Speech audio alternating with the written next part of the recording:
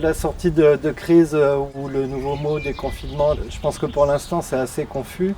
L'ouverture du village en lui-même, elle va se faire progressivement, je pense, en accord avec les directives nationales, donc en prenant des précautions.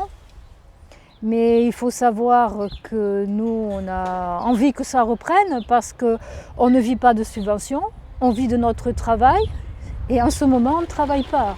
Donc ça crée aussi une difficulté.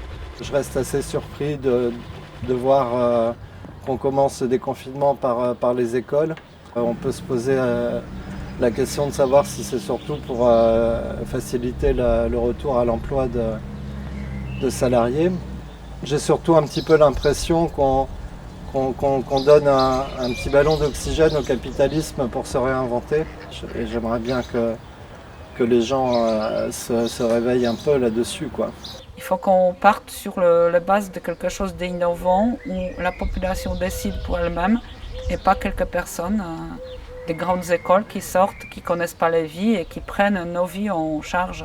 Et je ne vois pas comment l'homme peut de continuer dans ce capitalisme à l'outrance où les riches sont de plus en plus riches et les pauvres de plus en plus pauvres. C'est plus possible. Moi, ce qui m'a beaucoup choqué l'autre jour, c'est quand j'ai entendu parler des petites mains.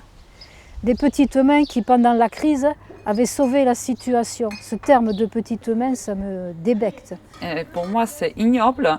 À ce que Macron ou d'autres politiques remercient les soignants. C'est eux qui ont mis les couteaux dans le dos des hôpitaux publics et c'est eux qui les remercient. On a trop mis en valeur une certaine catégorie de travailleurs. On a oublié les autres, on les a complètement dépréciés et maintenant on se rend compte qu'ils ont une utilité vitale pour le monde. C'est très tentant pour les politiques ou pour les financiers de nous faire travailler encore plus en nous culpabilisant, alors qu'on sait très bien que les riches ont assez d'argent pour contribuer à payer cette crise. Ce système néolibéral, ce système monarchique va nous culpabiliser pour que l'on renfloue les caisses en nous demandant de travailler encore plus, en nous demandant d'être dans du productivisme excessif, du consumérisme. Non, ne nous laissons pas piéger. Exigeons que l'on réfléchisse à une autre politique écologique, une autre politique sociale, dans le respect de la nature et où l'humain est au centre. C'est le moment d'envisager la future crise à venir qui est le changement climatique.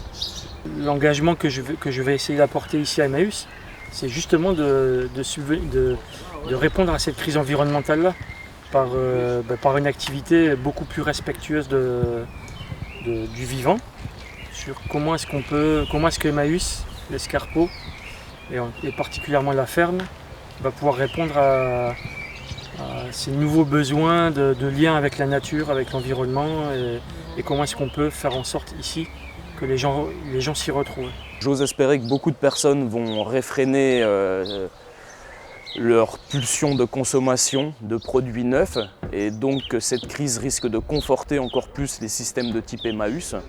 Mais en même temps, j'ai un peu peur au niveau des droits sociaux. J'ai peur qu'ils soient érodés par cette crise. Cette crise sanitaire a engendré des restrictions de liberté individuelle, de liberté collective, dont certaines peuvent s'entendre pour des raisons sanitaires. Ce qu'on dit beaucoup, c'est qu'on veut nous le faire passer pour nous dire voilà, c'est pour votre bien. Voilà, c'est pour que vous restiez vivant. Bon, c'est discutable, quoi. Voilà.